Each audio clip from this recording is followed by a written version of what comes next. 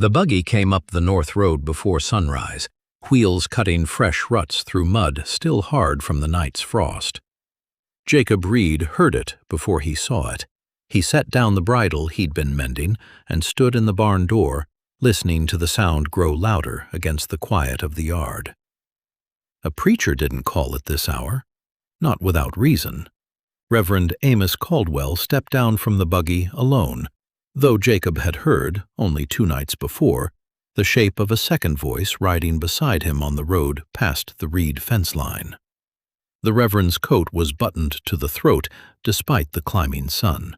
His hat stayed low over his eyes as he crossed the yard, boots sinking into ground softened by melt. He didn't offer a greeting. "I need to ask you something, Jacob, and I need you to hear the whole of it before you answer." Jacob wiped his hands on a rag and said nothing. He'd learned long ago that silence pulled more truth out of a man than questions did. The Reverend's jaw worked once before the words came. "My daughter is carrying a child. The man responsible left the territory 3 weeks past and isn't coming back." The wind moved through the open barn door, carrying the smell of hay and horse and cold earth. Jacob's hand went still on the rag. "I'm asking you to marry her." For a long moment, neither man spoke. A horse shifted in its stall behind Jacob, the creak of old wood the only sound in the yard. If you've ever had someone hand you a choice you never asked for, you already know the weight of standing where Jacob stood. "You barely know me, Reverend." "I know enough." Caldwell's eyes didn't waver. "I've watched you keep this place standing through a year that broke harder men. I've watched you pay your hands before you paid yourself. That's not nothing to me." Jacob looked past him toward the road, half expecting to see her there. She wasn't. "She's not with you." "She's home. I wanted to ask you first, alone, before either of you had to sit across from the other, not knowing what the answer would be." Jacob set the rag down slow, the way a man sets down something he isn't ready to pick back up. "And if I say no?"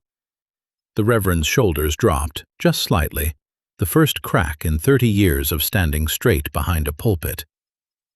"Then I take her somewhere this town has never heard her name, and I start over, at 51 years old, with nothing but what fits in a wagon." Neither man said the rest out loud. Neither needed to. Across the yard, the kitchen window held a shape that hadn't been there a moment before. Martha stood behind the glass, apron still tied at her waist, one hand pressed flat against the frame. She didn't come out. She only watched. The way a woman watches when she already suspects what's about to be decided is bigger than the 2 men standing in the yard, and knows it isn't hers to decide. Jacob thought of the note at the bank, sitting heavier on his desk each month since his father passed. He thought of Wyatt, 62 years old with no kin left living, who had never once asked what happened if this place went under.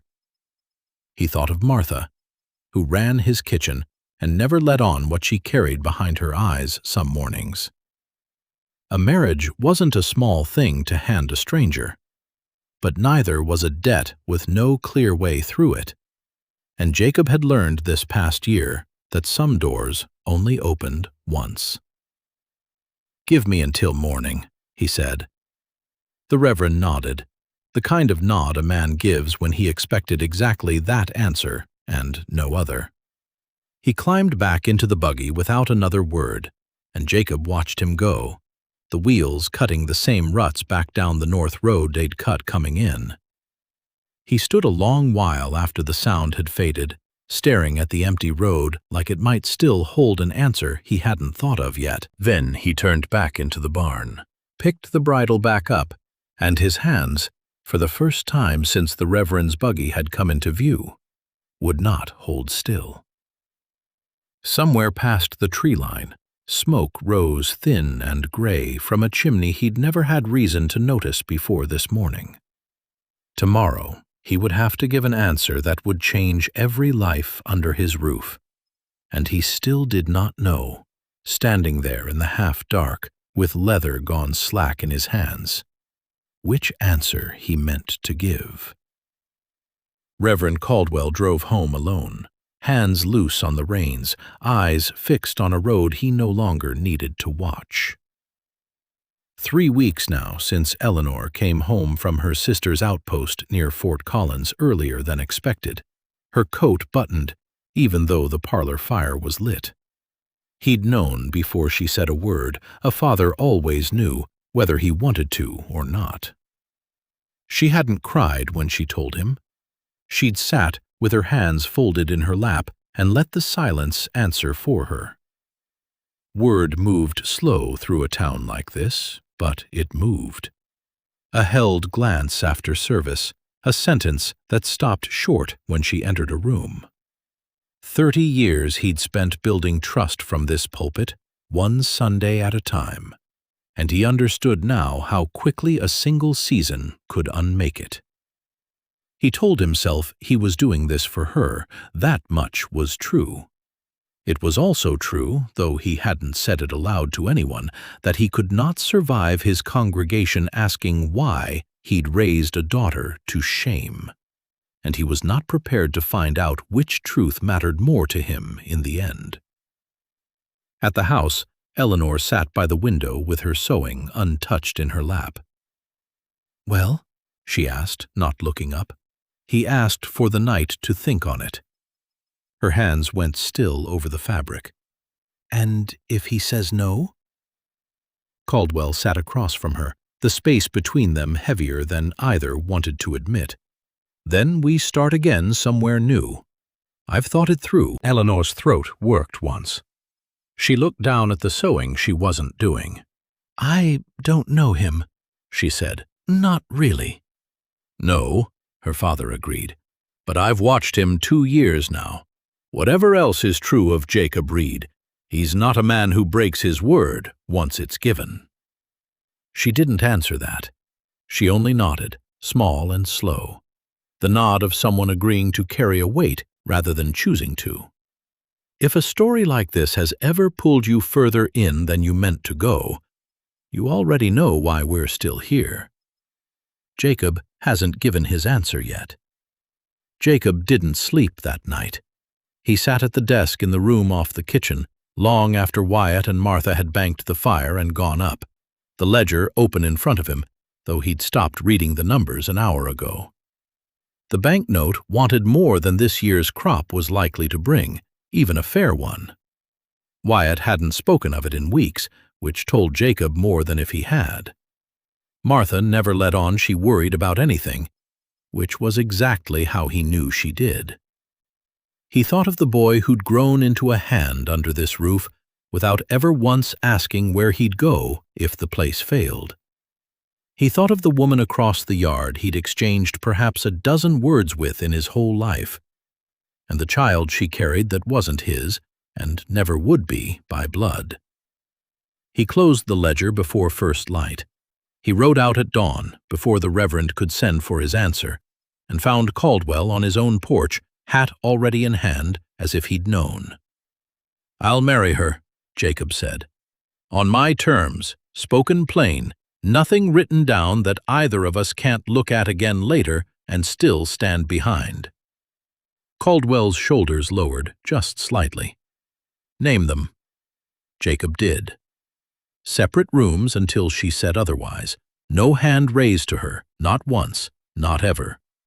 And if, after 3 years, she wanted to leave, he wouldn't stand in the road to stop her. Caldwell offered his hand. Jacob took it. The wedding came 2 days later, in the front room. No flowers, no supper after.